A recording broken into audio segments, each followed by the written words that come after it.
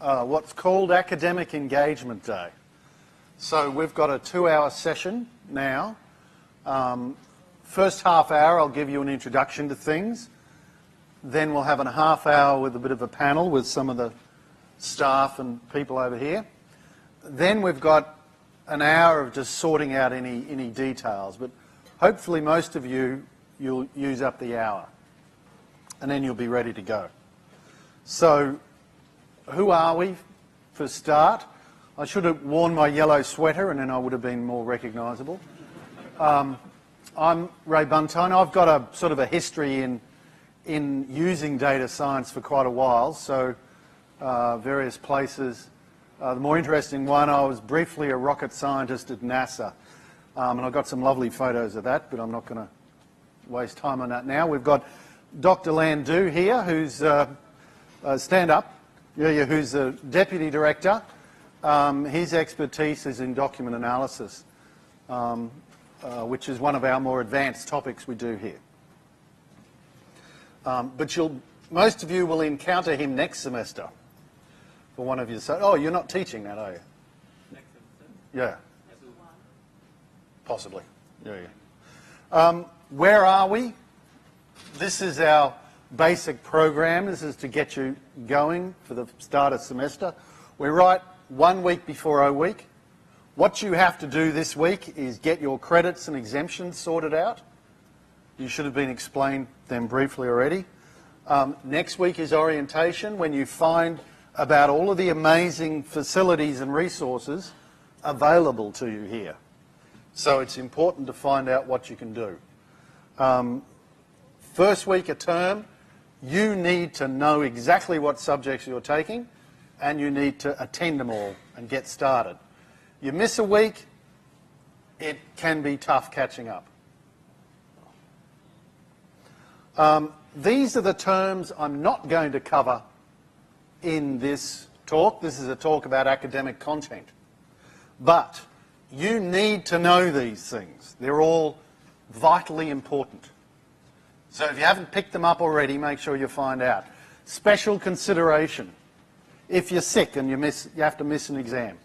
Credits and exemptions. Not doing a subject because you already know the material. The course handbook and the unit handbook. How you find out about what's available. We'll have a look at that in a little while. Disability services. If you need them, they're there. Monash Postgraduate Association provides you with all sorts of good facilities, which you should find out about later in O week. And also the main Monash page. Most of you should already have your authentication sorted out. Is that correct, Trudy? So you should be able to log in and see all of this. And you need to go on regularly. Email. Library is available through there. A lot of stuff is available digitally, some of our books. And Moodle. Moodle is where you do all of your coursework. So, this is stuff specific to the MDS program. So this is the stuff you need to know. Let's see if this works.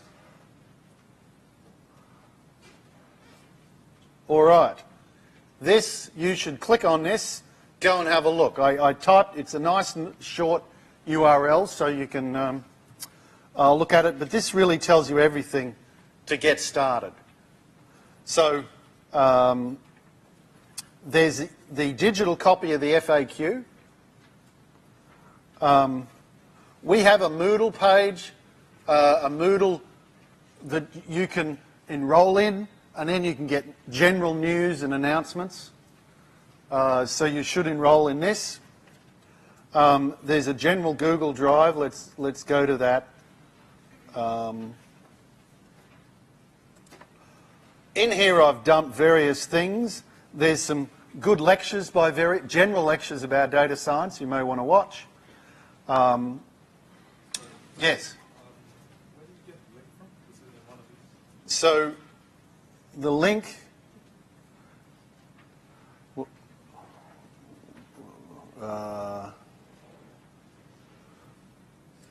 is there. That's the link. If you want to write it down, Did they get a copy of the slides? We don't put one All right.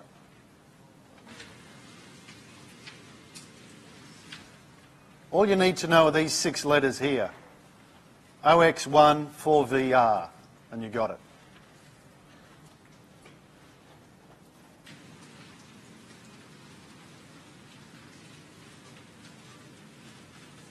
And from there you'll get access to a number of things. But you've got to be logged in Google under your Monash email, because if you've got stuff on Google Drive or stuff on Moodle, you can only access it if you're logged in under the Monash system. Right, I'll assume everyone's got that. Let's go back to it. How do I do that?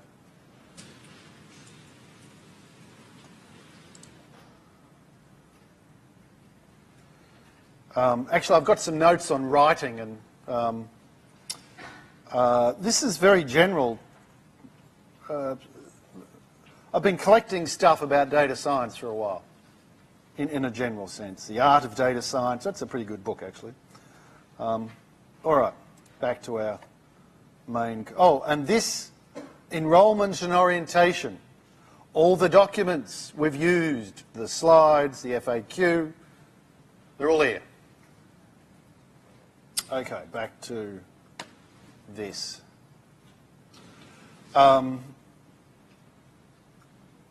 This FAQ, read it, please. You're going to save everybody a lot of time. It won't take you long. We've tried to make it short. Have a look at each of the questions.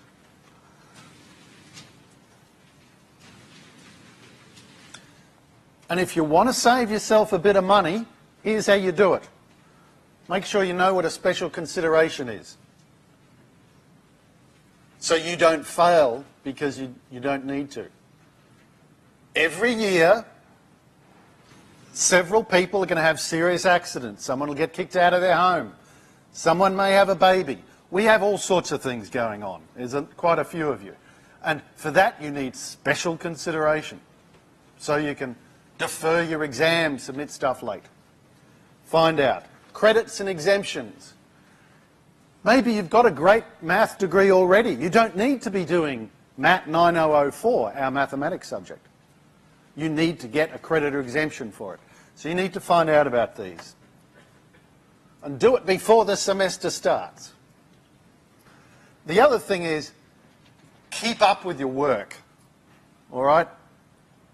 Keep going all semester. You can't cram at the end of the semester and try and get through. Maybe you can in some subjects, but there's a lot of stuff to do here, so you've got to work your way at it. It's a marathon, not a sprint. So make sure you keep that in mind.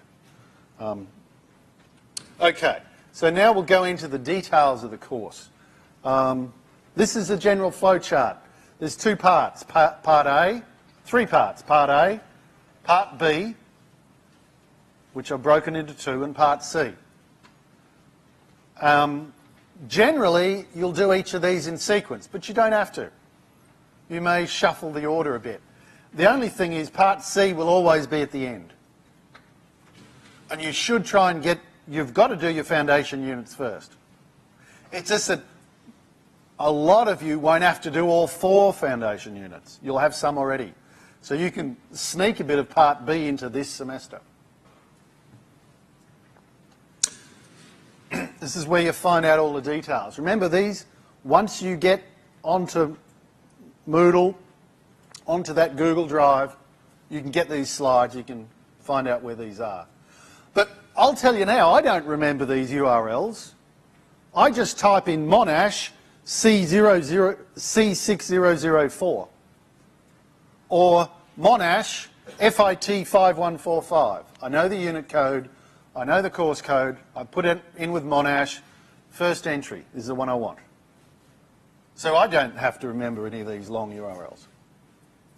Another thing to remember, and this is just on this slide, is that some of our units you can find the syllabus by going through this called Alexandria. So some of our units have their syllabus online, available to you as long as you're logged in onto your Monash account. Now, you don't have to copy this. You can just get these slides off the Google Drive, right? But not all of the units are up on Alexandria, but a lot of them are. And you can actually find the syllabus. So what's in Part A? Foundation units. The idea is to cover all that undergraduate stuff that you might not have. Not all of you come from a computer science background. Some of you may be math, business, engineering, political science. So you've got a bit of undergraduate work to cover, and that's what we do in Part A. Basically, this is what we're doing: Python, databases, and mathematics. Some of you have done this already, in which case you have to apply for credit and exemption. Save yourself a few $1,000s.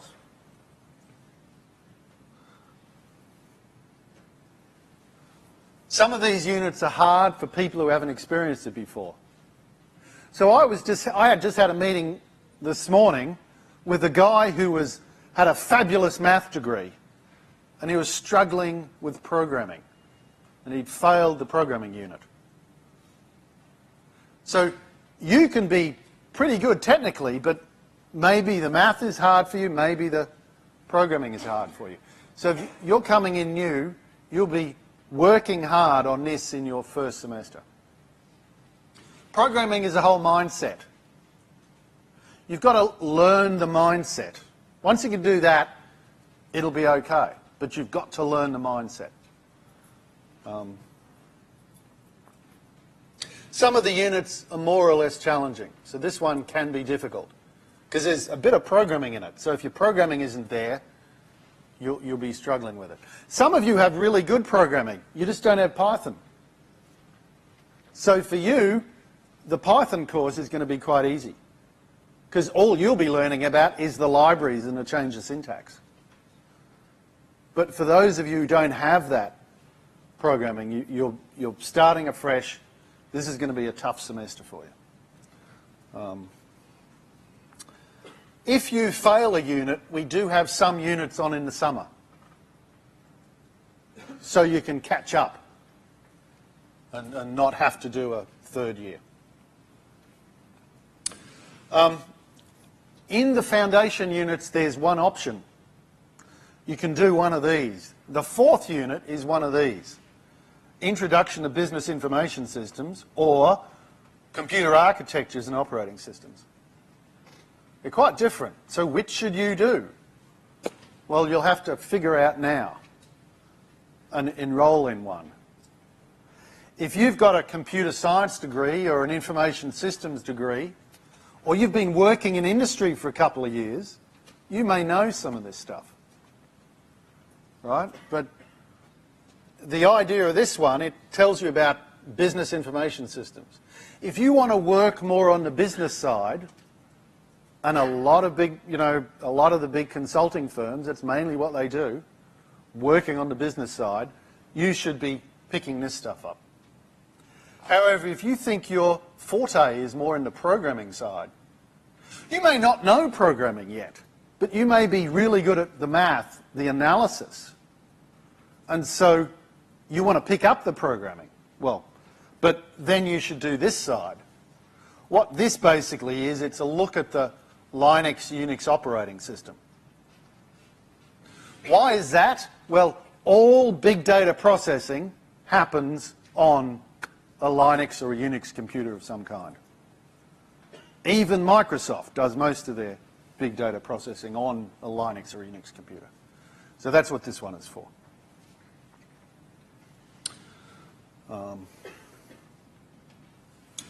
Part B. So these are the 3 units that everybody does. Most of you will do them next semester. Some of you will start one of these this semester because you've got some of the foundations. Introduction to data science, modelling for data analysis. This is kind of like stats. It's a second year stats with a bit of extra stuff tossed in. and data wrangling. So this is the core that we think everyone has to be a data scientist. Thereafter, you then pick some other subjects.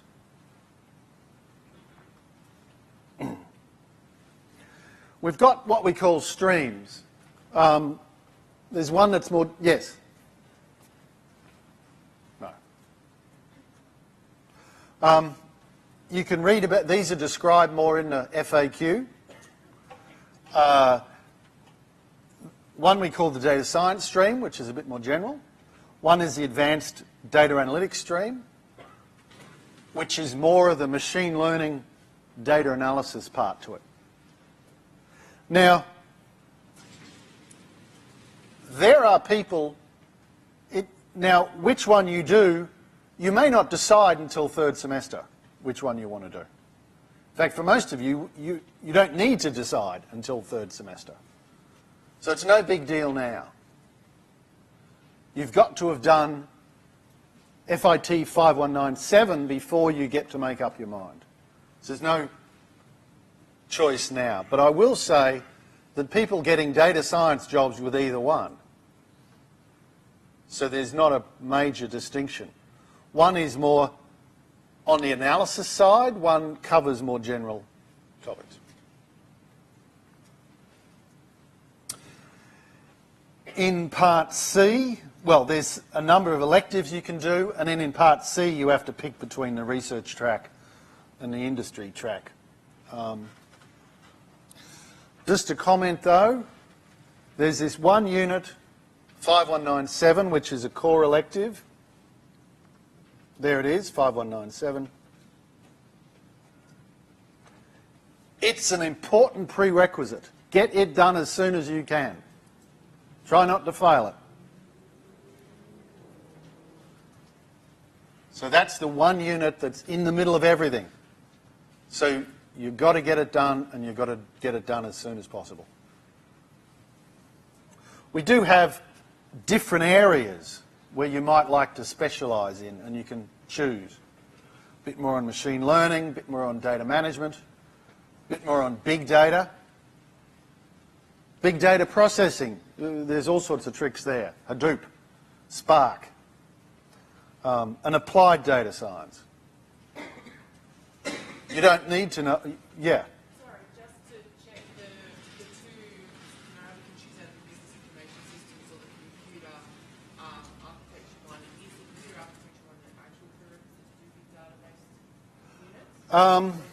It should be. I'm not sure if it doesn't have to be, but they do expect you to be familiar with scripting and bash. Okay. So 9134 does bash. A lot of you probably, who knows what bash is? Can I ask that? Yeah. So some of you do. Bash is the scripting language that they use on most computers. Even Windows is starting to use some of these things. But actually, there's a little side issue. I don't know if I have time for that, but in data science, what we really do is scripting, right? There are some people in data science who are actually developing algorithms, and they might be using Java or C++, right? We're not actually learning those algorithms in this course, those languages in this course, because most data scientists, we do scripting. We put together some things, manipulate some data, use a few tools for different things, and in the process we build a script that is a workflow, a pipeline. And someone comes in with a bit more data, we run our pipeline again.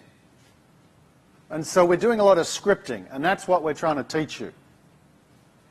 And the premier scripting language people use these days is Python. There's some others that are pretty good, and a lot of people use them, like R. In fact, upstairs are some of the world's foremost R experts in the business school. Some of the key visualization packages, which you will learn in 5197, or you'll use in that subject, were written by some of our folks here. All right, side effect. Part C. You've got two choices here. The first one is industry experience. And Gail over here is our industry experience champion. She runs the unit. And she'll be on the panel afterwards, so you can ask her about it. The idea here is they go to industry and say, well, what do you want? What sort of graduates do you want? And what they want is someone who can work in a team. They've got to know their data science, but they have to work with people who don't know data science. You've got to work with the accounts manager or some other business person or someone in some other area.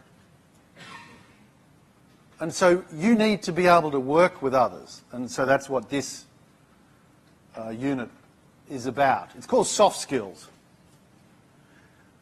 But you've got to use your soft skills in context. They've got to be combined with the actual skills that you're developing in the course. So this set of units is a combination of learning soft skills, project, and applying your data science skills. It's done in the very last part. This is what the industry folks would like to see. Most of the universities have programs like this. And it's been developed over quite a long period. Multidisciplinary teams. It's not an internship. You're not actually placed out in industry.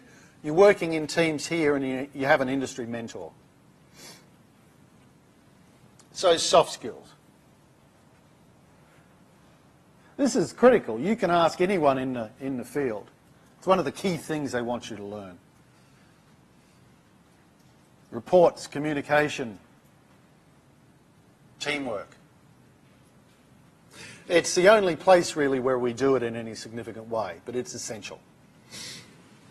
Okay, research is the other option you have in Part C.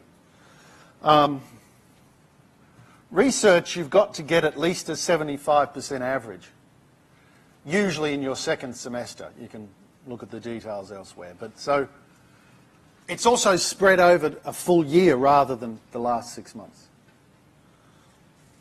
So if you want to go into research, and there's various reasons why you can, it's all in the FAQ. It's well written in the FAQ. Then you need to start getting good marks now. But particularly in your Part B, in your second semester. What it is, it's a pathway to a Master's by Research or a PhD. Now, there's a lot of discussion amongst different groups. Sometimes an applied PhD can be a good way into a data science career. Not always. In most cases, you're better off hitting the ground running once you finish your Master's. But probably 5 years ago, when they didn't have Master of Data Science degrees, 5-10 years ago, the PhDs were a good avenue for starting up data science. Not so much now. Research career. If you want to go into a research career, you have to end up with a H1, which is a weighted average over 80%. So you've got to be doing well. And you've got to think you're doing well in order to go for this. It's a lot of work. So all of us doctors have done this, believe me, it's a lot of work. We probably gave up a lot to do it. So, all right. Finishing up, that's the overview of the academic side of our program. What I've got here is just some summary of different resources. It's my last chance really to get you as a group. Seek assistance early. Don't be one of those people who fails a subject because you didn't submit your special consideration in time. All right? If you can't go to an exam, you have to submit a special consideration pretty much that day or earlier. Unless you're flat on your back in a hospital and you can't move, then you're allowed to submit it a bit later, right? But you need to tell people when you're having trouble. Not afterwards, beforehand. And you need proof. You know, the dog ate my homework doesn't work at university level. So you've got to get your doctor's permission, you know, proof that the landlord kicked you out, whatever it is, to show that you need this. And by the way, there can be many different things that can go wrong. You could just be very sick. A lot of people, because look, you're in a whole new country for a lot of you. You can have psychological problems. So every year we have a few people who, you know, they're under stress, they're seeing a psychologist and they're getting special consideration under that realm. It's a whole new country.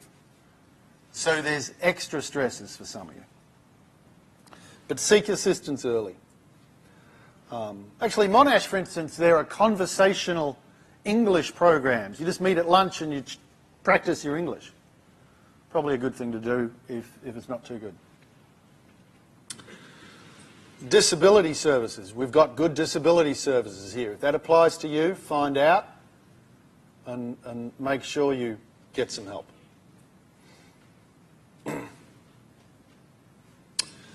We supply all sorts of resources. The orientation site I've already shown you. In fact, I think I'll just... Oh, running out of time. You have to work on My Monash. That's where your email and Google Drive, your schedule, your timetable, it's all there. Here are your peers. Monash Data Science Society, which we'll talk briefly at the end about. Monash Postgraduate Association. All sorts of facilities and help. There's also external activities. At the end of your first year, you should start looking at internships. So we have quite a few people going into internship programs.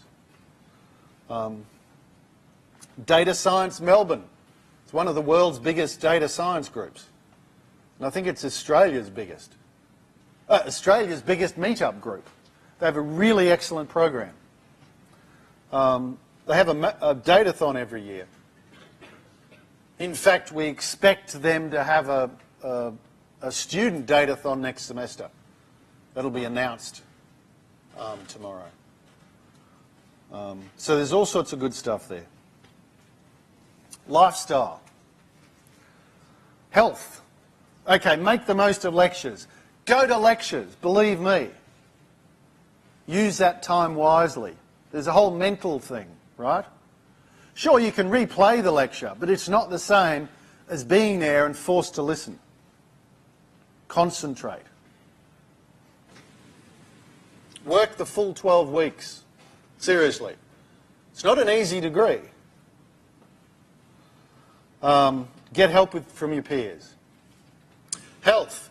Now, this is a big thing of mine, but you know the brain is going to work better if you're sleeping properly and you're eating properly. So if any student comes into my office with an energy drink or a Diet Coke, I kick them out immediately because it's not good for them. And some of the students can attest to that. I do it. But you need all of these things, believe me. The only reason I'm still able to write papers and publish and operate as a researcher is because I'm doing all of this now. Believe me, I would not have a career if I was not doing this stuff.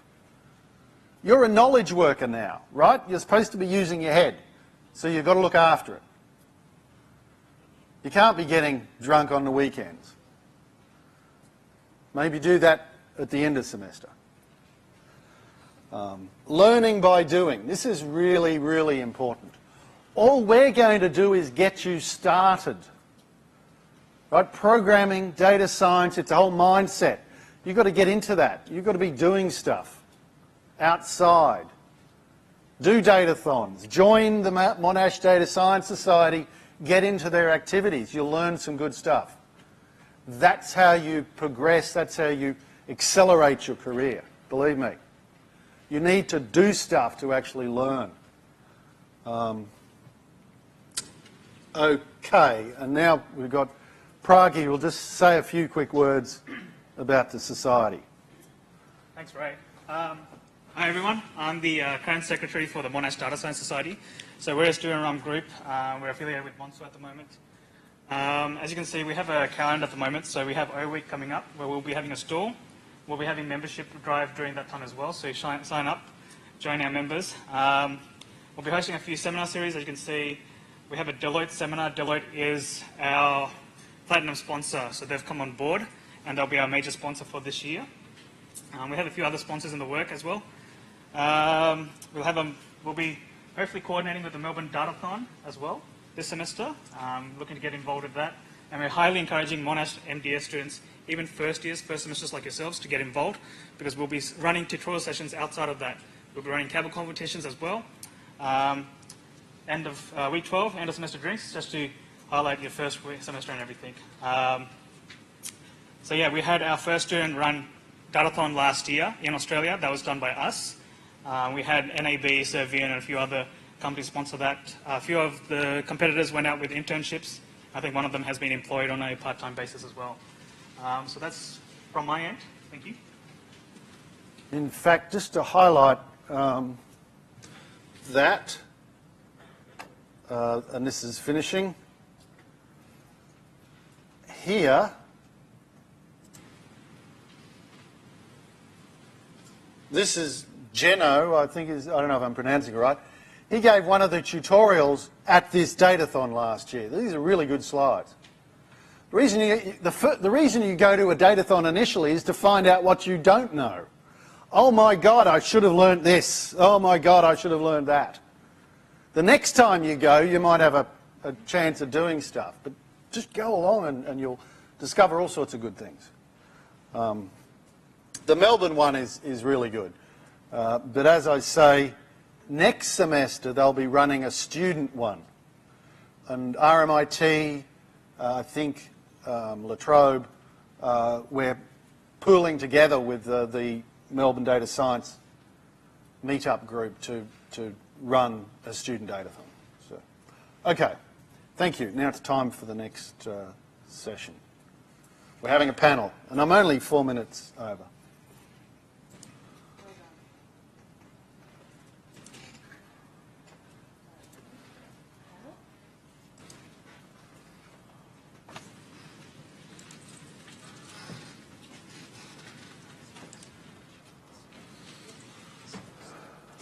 Thanks.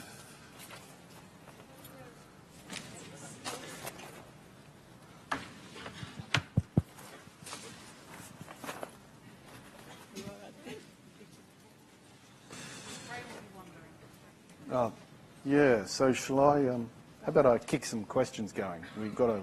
Okay, so can I just Sure. say a few things? Welcome, everybody. I'm Trudy. I'm part of the Student Services team. We're upstairs on level 6 of this building. If you have anything that you would like to ask that is related to enrolment, student services, student support services, you can ask us anytime you like. You can come up to level 6 and ask us. But after this session, you can also talk to us. We'll be located over that side of the room and you can come and talk to myself and other staff that work in my area. But first of all, I just want to make sure everyone in this room is supposed to be here for the Master of Data Science. Everyone is enrolling in data science, yes? And no one's going to say no publicly now, are they? And I just want to ask, is there anyone who has not yet enrolled in your units? Yes? Okay. There might be a few, and I can see a few hands go up at the back there. Please stay behind after this session, and again, come over and talk to myself and the rest of the staff in Student Services, and we'll help get you enrolled today. If you have any questions about credit or exemptions, and Ray spoke a little bit about that before, please stay behind after this session, and Ray and Landu will assist you with any questions that you have about credit or exemptions. But remember, the FAQ has a whole page on that. So please read that first of all, but after that, if you still have questions, you can meet Ray and Landu over there and they will help you. Okay? Did you want to say something else? No? I guess that's it. Each Okay. person Yeah, has yeah. a lot to say, so... So, does anyone have any questions to start with? No, go and ask. applied for my credit, but I still haven't got the. Oh, that's okay. You still don't have the outcome from your credit application? So when is the deadline for credit? Well, we encourage you, really strongly encourage you, to have your credit or exemptions processed prior to the start of semester. And the reason we do that is because we don't want you going into your first week of semester and not having your enrolment completely figured out, because that makes it a lot harder for you if you're missing the first couple of classes for a unit. So if you have applied for credit and you have not yet received an outcome, I advise you to go up to level 6 after this session, and we can help you with that. It depends. So Peter asked, how long does a credit application form normally take to process? Normally not very long at all, but it depends if we have all of the information that we require. So if you're applying for credit or exemptions for the foundation units, the 9,000 level units, we should already have all of the information that we need to make that decision. Sometimes we need additional information, but we should be coming to you asking for that. So yes, it would be unusual if you have applied for credit already as part of the application process and you have not yet received an outcome from that request. So if you are in that situation, please come up to level 6 of this building after this session. Hi. Yes? If I'm planning on going into the industry after my degree, do you think it's still worthwhile doing the thesis? You can do a thesis if you want to go into industry. It depends where you want to go. See, some people have very good industry experience already. So we've got some pretty experienced people coming into here. Their data science mightn't be as strong, but they've got very good industry somewhere else. So those people sometimes want to do research. Also, there are cases where you can do a fairly applied research that can be useful out in industry, but generally you do the IE, especially if you don't have former work experience.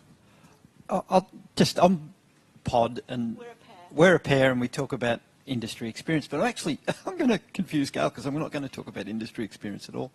If there's a project that you're absolutely passionate about that you can find a supervisor for, then the answer is to do a minor thesis. If you haven't got that, don't pursue a minor thesis for the sake of it. It's got to be something that you get out of bed every morning and go, wow, I want to do some more on that. Right? So it's got to be something you're absolutely passionate about. And if there is, then, good luck. Yeah. Good advice. Thank you. So there'll still be time to ask questions, but I might ask if Gail and Pari and our Associate Dean International, Dr. Campbell-Wilson, would like to just say a little bit about what they do, and they can tell you when it's appropriate to go and talk to them. No, you go. You go. Okay, so I'll talk about is industry experience the right order to do it? Anyway, yeah. It's all right, we're smooth professionals, we've done this before. So industry experience, you'll do it at the end of your course.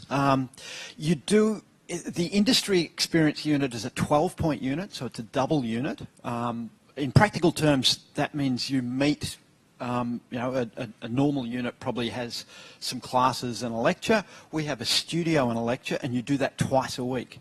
So there's 4 classes a week, and we work you really hard. It's really hard to describe the unit without talking for half an hour, but the kind of datathon that you're used to is very similar to the feel of our industry experience unit. You get put in a multidiscipline team, you get given a theme, and you have to build something that's useful for some audience. Sounds a bit vague, but at the end of the day we get, and you must use some data. You must use some data, and of course as data science students that's one of the roles we expect you to provide in the team. The systems that are built are often iPhone apps, Android apps, websites. We're open to other kind of things. But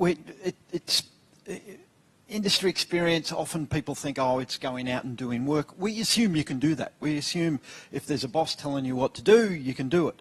We want you to operate at a slightly higher level, to interact as data scientists with network people, with programmers, with database people, and to be an active participant in the coming up with what should we be working on? Where in this data that we're looking at is some value? Where is something interesting that can be turned into a product, and being able to participate in a conversation with IT professionals to convince them that here's the thing you should be working on. So we expect you to contribute data sourcing, data wrangling kind of skills, and then as the thing's being built, some analytics, some visualization, maybe if it's appropriate, some machine learning capability built into the product. We use an agile development technique. We get industry mentors that come into the classroom, some experienced people in the classroom helping you, but industry mentors come in every 2 weeks to initially hear what you think you're going to be working on and give you feedback, and then later, as the systems are being built, to give you feedback about what else can be investigated, what else you can build. It's bloody hard work. Okay, that's all true, that's all true. The other thing I need to mention is the industry mentors that are coming in. We have industry mentors who work in the data analytics part, you know, in large organisations like ANZ Bank and Aussie Post. And we actually have organisations that come in that are purely data science organisations. I would say small consulting groups, but they're not that small. And at the very end, when you've built something, and the point is, if you have no programming skills, well, we hope you have some somewhere if you're doing data science, but the point is, you're working with a team who have other technological skills. You have to work together to actually end up with something to show. So it's a data-driven, it's your projects. You're not told what to do. You're just given a topic area, and you have to work out as a team, not just you. You have to look at the data you have. We expect you to look at 15, 20 data sets. We expect you to look at the data to see how good it is and how not good it is. And with your team, we expect you to actually come up with a problem, a challenge, something real, because when you finish, we want this to go out and help some audience. So some part of the community or an organisation. And I've forgotten what else I was going to say. Well, go collect some thoughts. One example, I actually forget the theme they were working on. One of my favourite systems was designed for people who own vineyards. They built a little analytic engine that took in some weather details, temperature, humidity. If you register with the system and say what slope your vines were on, it would take in wind, and it would predict overnight there's a chance of a particular type of fungus affecting your vines. So they built a little analytic model. They used R. They did the scripting with Python that plugged into a website built with PHP and a bit of JavaScript, a bit of Tableau to do some dashboards, and so a whole variety of technologies. We didn't tell the students to use those technologies. That's what they chose. And actually the thing kind of beeped you. You know, if you registered, typed in your winery details, you get a beep on your phone saying, hey, overnight, danger of brown rot. The vineyard owners knew what to do to prevent that. It's expensive and it takes a bit of work, but they didn't know when to do it. So one of our groups built a little system for that, and that was a really cute little example because it had all the kind of technologies that, you know, the web stuff, the usability stuff was really sweet, but in the background was Python and R, the bread and butter of data science. One more minute, then I'll move on. The other thing you have to remember, the IE unit is about getting you ready to go to work. That's what it's about. It's about you finishing your degree. All the stuff that you learn is a capstone unit. You should bring in all the units that you've been through and put them together and make some sense. And you'll be working with people from business information systems and network and security information technology. And you should put it all together and work with these people. But we want you to be able to go out and start work immediately. Okay. Many of our students, in fact, I think we've only had 6 data science students. So you're the first. Well, actually, next semester is our first bigger group of data science students, and we're really looking forward to it. Up until then, we only had 6 or 7, and we couldn't get much data science done in those projects, but we expect miracles from you. But do you know, most of those students were offered jobs by industry mentors that came to visit, and they are now working in those areas. That's not a reason, but the point is we're trying to get you ready for work, so we think we're doing a good job. After all this, okay. Well, one of the other options that will be available to you, and it's one is IE, the other one is minor thesis, doing research. You've got to hold it up. Okay, so you're going to have two options to choose. One is IE, the other one is minor thesis, doing the research. For doing the research, there is a hurdle. So first I tell you about that you need to have an average of 75. And it will involve 2 semesters, your last 2 semesters if you are doing full-time. And it includes 4 units, 2 for each semester, your last 2 semesters. And one of those is research methods, is considered as an elective unit, and the other 3 minor thesis part 1, minor thesis part 2 and 3. You won't attend any lectures or classes. What you need to do, even before you start, that's what we are now encouraging. If later on you want to do minor thesis and you meet that hurdle, is even from semester 1, after, of course, you attend the lectures, any lecture topic that you are interested, any area, sub-areas under data science that you are interested, see which academics working on that area and what projects they're proposing. You can talk to them, after the lecture even. It's better you choose before our deadline, before your semester for doing minor thesis starts, because the deadline is always first Friday of week 1, and you can't do it in 1 week, select a project, you might end up with a project that you are not really interested. So always please consider it 1 semester at least before. And look, I'm sure doing all the lectures you're going to see who works in which area. Are you more interested in visualization? Are you more interested in learning? Are you more interested even to apply it to, for example, healthcare area? So you will see who works in which area. You can even, each of our academics, we have a website on Monash, and you can see our publication. The best way I can even myself check someone to see which area of research they are working is to go and look at their current publications, so I know which area they are recently working, and see if you are interested. Send them email, or just after the lecture, whenever they have free time, talk to these academics. What else I want? Oh, we have always orientation session, but it will be after you enroll. After you meet the hurdle, you enroll, and we will provide you with the details of all the assessment. There is proposal, literature review, which involves you to read about your area. So read at least, I don't want to say 40, 50, sometimes might be, I don't want to scare you. So you will read all these papers, you understand your area, what is the other approaches, what is missing, what is the research challenge, problem, the gap, and then you will propose some solution to it. You can extend existing approach or method. You can combine them together. You can apply it to some special area. So there are so many ways you can do it. So you have, as a result, you will be trained in doing research, academic writing, because you're going to write a thesis. That thesis is very different from anything that you have written. It needs really lots of skills, and I know our international students struggle with it, but you have no idea how most of them learned during these 2 semesters.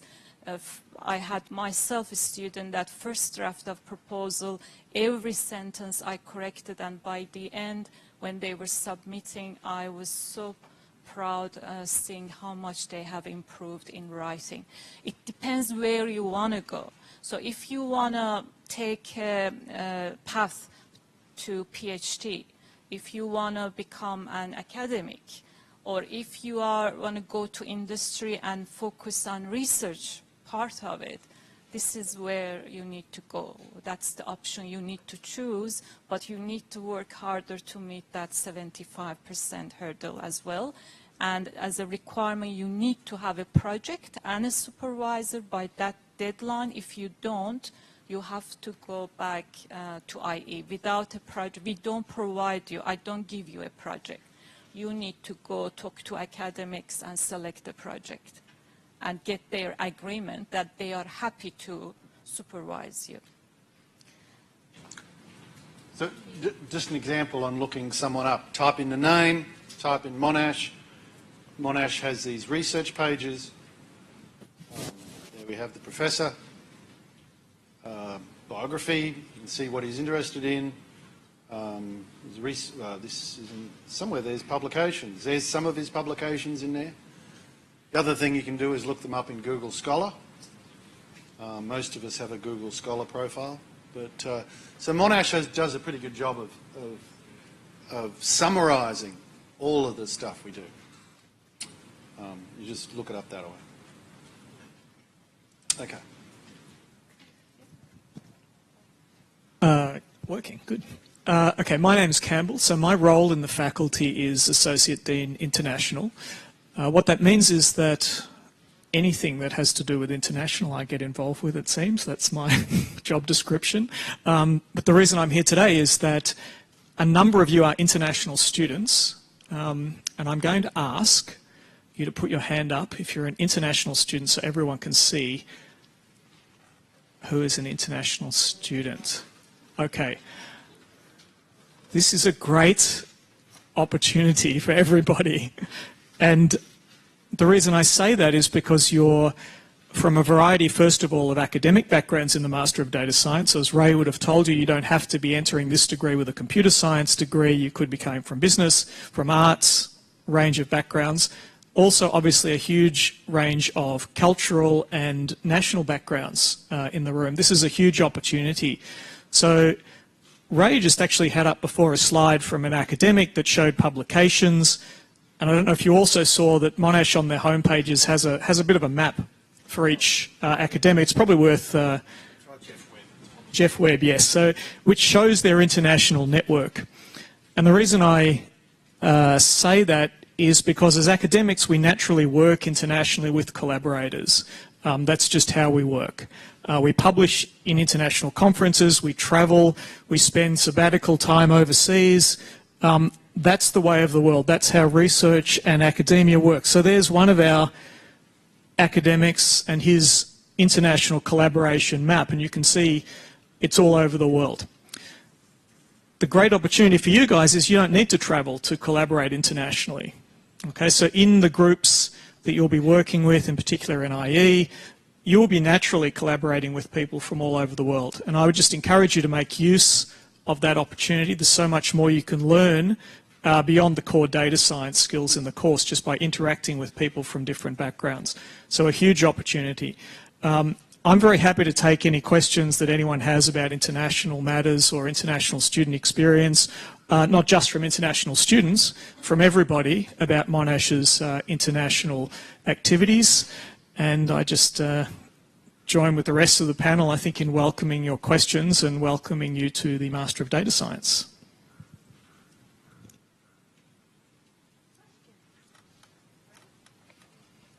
Actually, I'll add to that.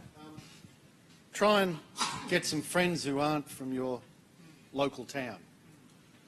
All right? So that way you get to practice your English skills if you're from overseas.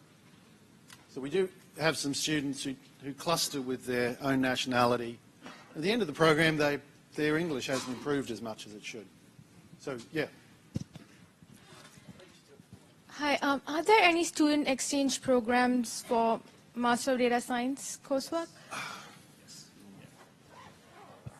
Okay, so Monash so the question was, are there any student exchange programs? Do you mean specifically international exchange programs? Yes, there absolutely are. So Monash has a centre called Monash Abroad that manages a number of these programs. You can go to the Monash Abroad webpage. If you Google it, you'll find it. So we have a list of partner institutions that you can apply for exchange or study abroad through. So absolutely yes, and they're in all different countries. The only thing you need to work out there is at what stage of your course you could fit such a placement in, but Monash Abroad can help you with that. Yeah, one of the good data science ones is Warwick University in Britain, which is one of the top 10 universities in Britain.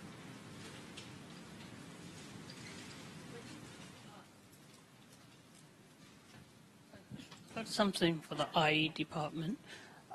Let's say if I have working in a company and the company's allowed me to use the resource to do some IE project for them, but they have confidentiality agreement. Are you guys, can you sign on that and not really disclose any of that information? There's a couple of bits to that. The capstone unit, we can't give, what you're talking about in part is if you're already working and got some interesting projects, we can't give recognition for prior learning, which is what the university's jargon is for that. For the industry experience unit, you might be able to do for some other units. Could we use some data from a workplace in the unit? Yes, but the workplace would have to accept that other students are going to look at the data as well. So that we could come to an arrangement with, but it would be us negotiating with them, and the data would need to fit in with the general theme that your group got. But sort of recognition of stuff you're doing in the workplace can't apply to what we call a capstone unit. That's just the course rules, if that makes sense. And Gail might have something to add. I was just going, as always, I was just going to add that if you have a really interesting project and you're thinking about bringing that and some data, that's really not how the IE unit works.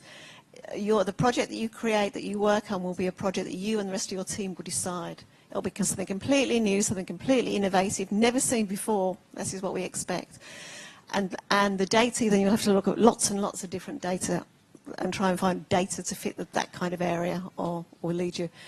So we don't normally do this kind of thing. However, if you're, as Pod says, if your team end up working on something and you actually have to use some data in your company that actually could assist, we could look at it then. But it's not a common thing.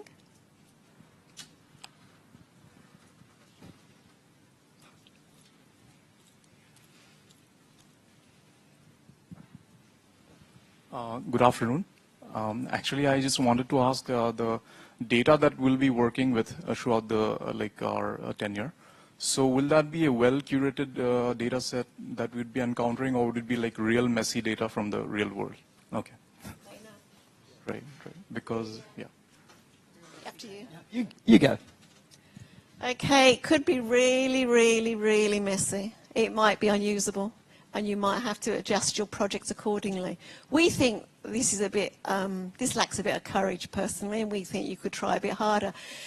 But no, it won't be curated for you. Some data that you'll have access to is really, really good. We use lots and lots of open data, and we're actually dealing with smart governments, all sorts of people to get more data. We've just started working with the Justice Department to get, I've no earthly idea what their data's like. But the point is, no, I would assume it's going to be really, really messy.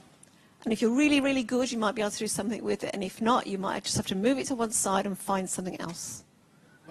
One of the units, which is data wrangling, you should do in your second semester, is all about trying to clean up data, look for problems. So, anyway. And just as a footnote, completely unrelated, one of the projects I've been involved with, actually for about 12 years now, we have an annual set of meetings with professionals working in the area, and we talk about what are their hot topics. And I don't know, 4 or 5 years ago, everyone was into mobile analytics. Now the topic that they're talking about is data quality, and it's everyone's going, let's do big data, let's do Internet of Things, and they're going, oh, but the data's rubbish. So it's if you can get some skills and some experience and some war stories about that, that will put you in such good stead just right now. Yeah. There is a field of data science, data management, where they manage data to try and get the quality better. And at Monash, we actually have a lot of healthcare applications. It's one of the specialties we're known for.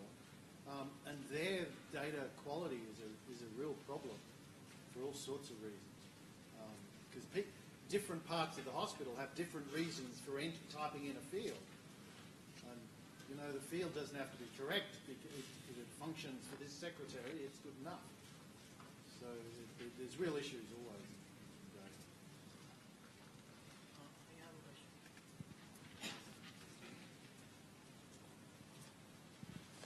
Thank you.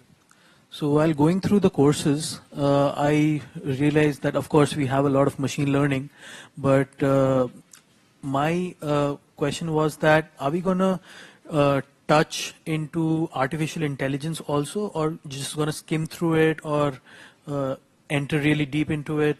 Well, there's one unit on artificial intelligence. Yeah, I saw that. Which is probably available to you, probably second or third semester. Yep. That is quite general. It depends what you mean by artificial intelligence, because the subject itself has kind of changed. More recently in the newspaper, it means deep learning. Yes. But to us, it's not deep learning, because that's only what it is in the newspaper the last 3 years. For the previous 30 years, artificial intelligence has been about trying to create artificial intelligence. It's quite a different thing. We don't currently have a subject, a unit that covers deep learning. We get all the way almost up to deep learning, which is the advanced algorithms, 5201. We will be introducing 1 or 2 new subjects next year. So while selecting the projects, can we, incorporate such technologies into our projects? If you can do it, sure. So, okay. You'll have covered the start of that sort of stuff. But deep learning has certain, you're using GPUs usually, you're compiling models down. There's other things in that. But we will have a few extra subjects next year, so we'll have to see.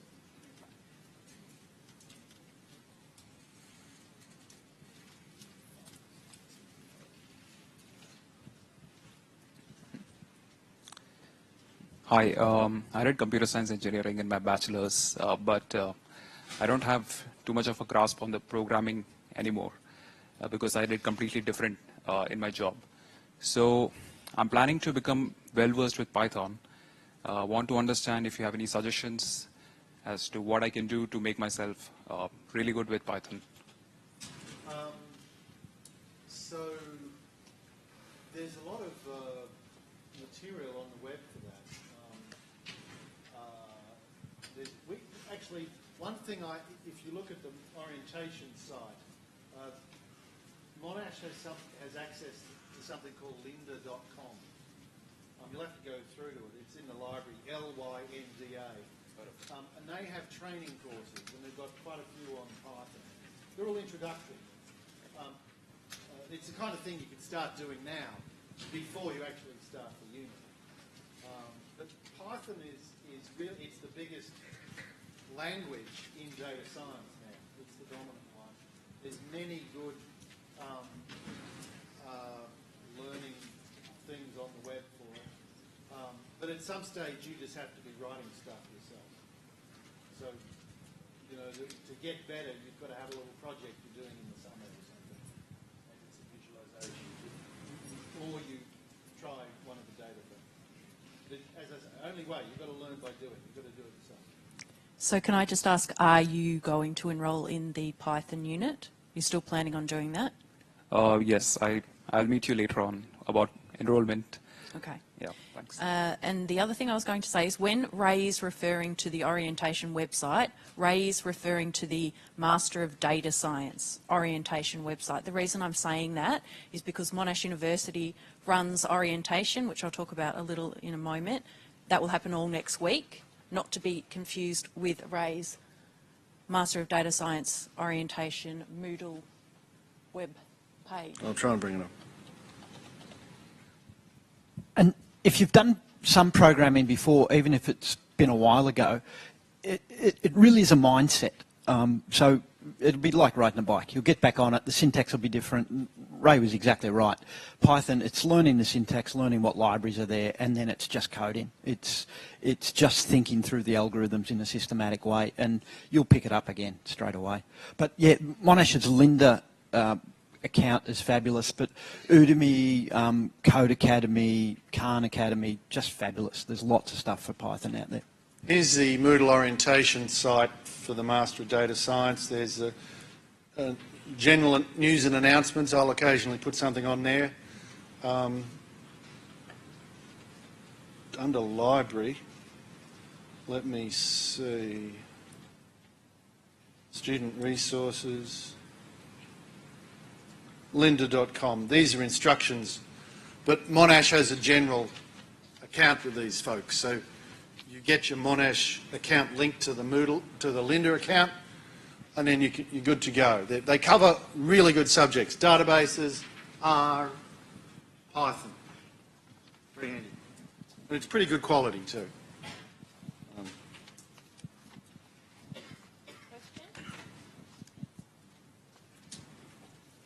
Yeah.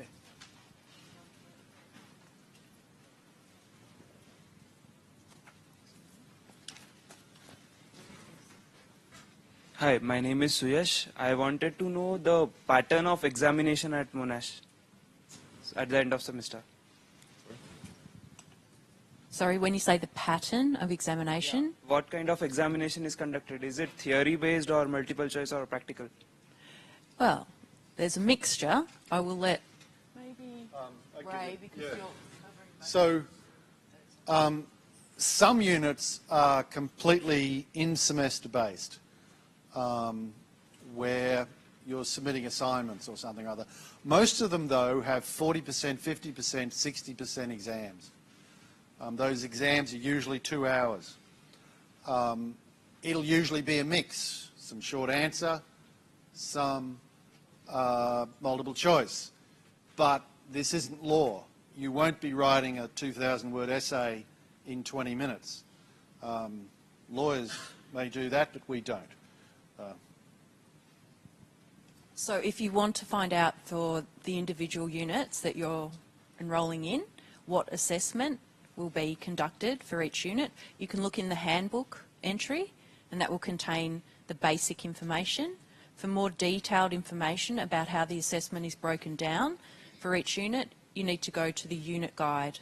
So if you just type in unit guide and the unit code, you should bring up the unit guide, which breaks down all of the assessment. I'll show you an example. Here is last year's Moodle page for Introduction to Data Science. Just waiting for Moodle to come up.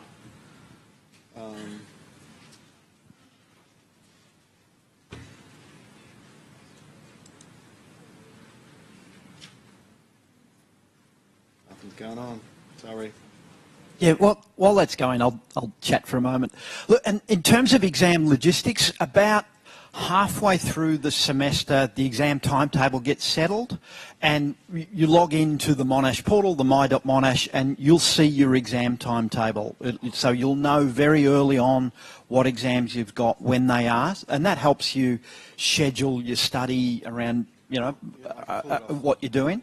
When the teaching semester ends, there's a clear week, a SWAT-VAC week, where there's no exams and no other assessment due. So it's nice to know that that's available. And then, of course, you'll know, right, I've got that exam on that day, I'll study for that, and then when that's done, I'll study for this unit. So you'll have that timetable well in advance.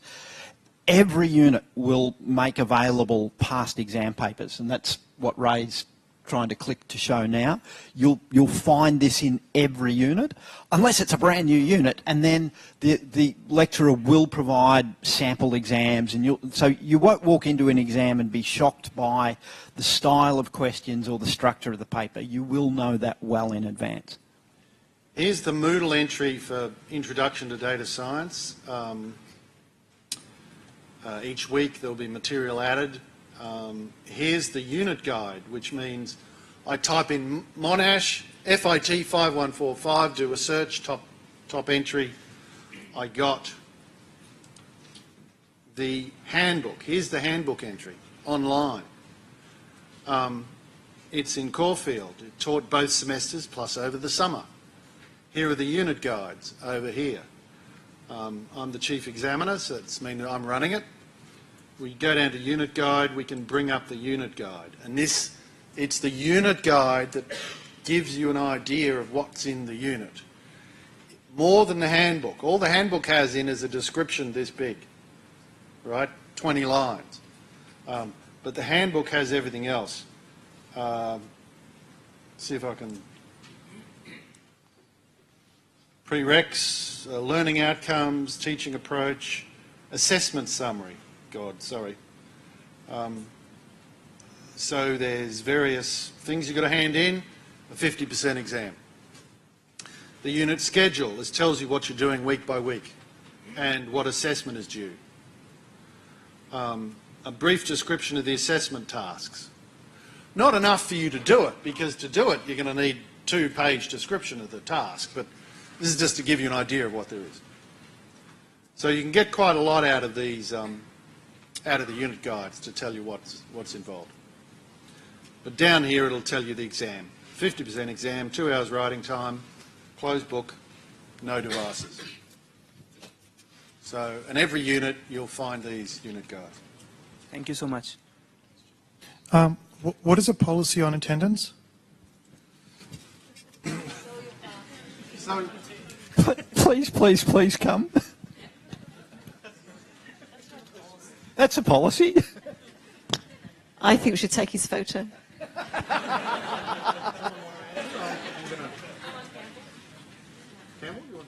Oh, sorry, the policy on attendance, okay.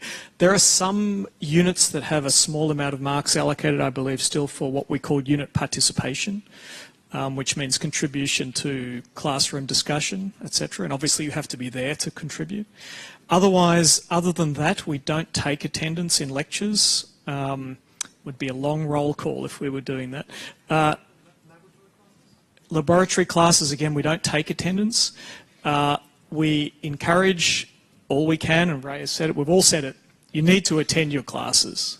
But you're all adults. And it's not a school. We're not taking the role in all the classes. Yeah, just to back that up, most units have very good recordings. So here's, click on lecture recording. This is in the unit resources, unit information. So lectures are recorded. The thing that you probably don't want to miss is the tutorial, because that's when you get an opportunity to ask, to interact, to work on problems. So I'd really discourage you from avoiding them. We always have part-timers or people with a second job who are forced to miss a few lectures. Some people might go away for an entire week. You know, maybe they're going back home to get cheaper surgery somewhere else. We've had all sorts of reasons why people have to miss stuff. It's just part of what happens. It's just that in our experience, you're better off getting into a routine. Your brain loves a routine. Believe me, there's research papers on all of these subjects. Your brain loves a routine. You know, so if your routine is to work at certain times and do certain things, you're just going to function better. I just want to say one other thing to that. As far as international students go, I'm not sure, you were an international student? No. So this is for international students. So the answer I gave was the academic answer.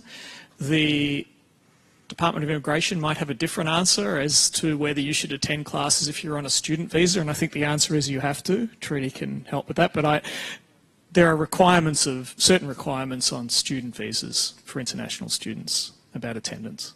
So for international students, you are permitted to complete up to 33% of your entire enrolment across your course in what's called online mode rather than on-campus mode. So just bear that in mind. Be careful which units you enrol in. If there's an online version, then that's fine. International students can enrol in online units, but you can't complete more than 33% of your entire course in that mode of study. Oh, on that online business, just be warned. There's online units and then there's entirely different online units. So it sounds confusing. It is confusing. Anything that is Monash online, sorry, but that's not available to any of our students that are here today. That's a completely different mode of study for a completely different cohort of students. Anything that is online, not Monash online, that is one of the units that's available in your course, those units are available to you. It is confusing. So teaching period 1, that is an online unit you're not allowed to do. First semester, second semester, summer semester B, you're allowed to do them. And I'll bring up another one, and I think it's going to be FIT 9132. Did you see that sample exam was the first? Yeah.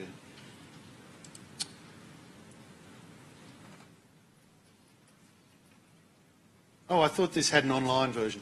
Some of these subjects have an online version, but it's not teaching period, because teaching period is a completely different degree. Where?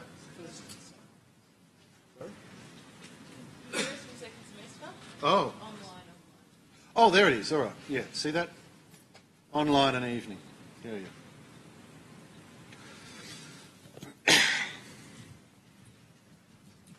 was wondering if I could ask, given that the student base that's allowed to join this program comes from quite a wide range, do we have any statistics on what the percentage of the student background might be from their bachelor's or master's?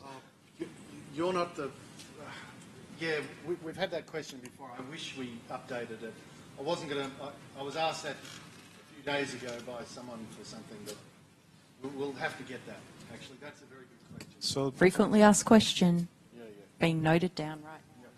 See, I guess from that particular question's perspective, the rationale is if we are not from a computer science background, we would approach this program quite differently from one, and thus we would try to get ourselves involved with students of similar background because we do not want to end up being... So let me try and address that briefly.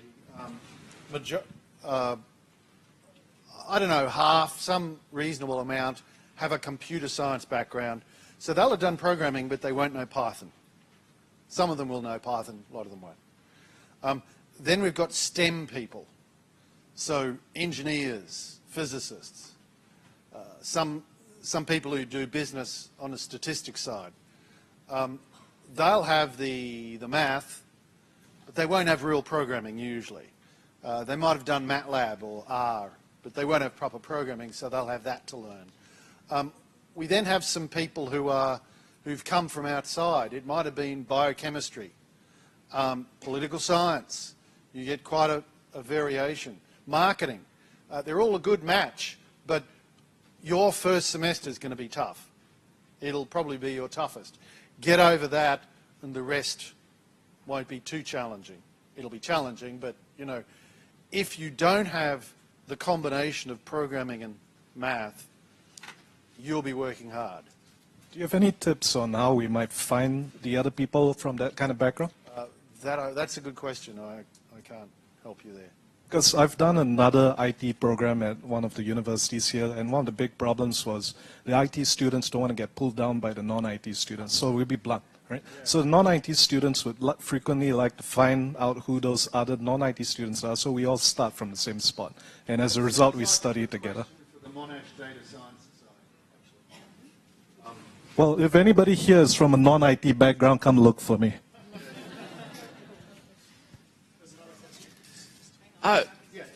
By the way, what are they called? Start, Pulp, what's this thing where they get help in? Parks. So to give an example, I'm an ocean engineer and naval architect. I have no IT background whatsoever before joining MDS. I just have a highly developed maths background, so I was able to get maths exemption, but nothing else. For me, Python was a real struggle. I'll tell you one thing, like our executive committee, no one has a computer science background. Okay, at least of the top 4, none of us have a computer science background. Joseph, our president, he's from biomedical engineering, but he's done Python before through his thesis, undergraduate. The others, Ed is from a business background, as far as I'm so. a lot of us, at least in my batch, we are not, a lot of us are CS background. Last semester's batch, a lot of them are CS background. But we're all intermixed. We all try and help each other out because we're all learning and we're all struggling at the same time. So everyone has their own advantages and weaknesses here. So it's just about a meeting, simple as that. Just meet everyone, just talk.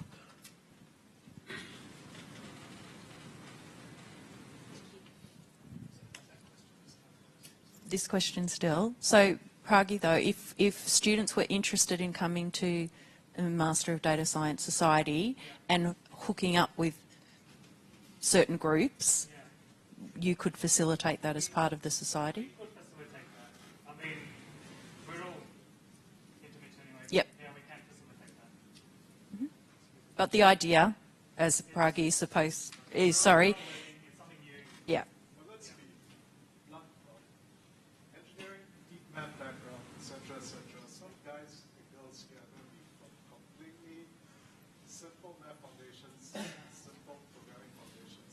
And I suspect we're going to be quite far behind certain groups of people. So we would want to find each other so that we can start from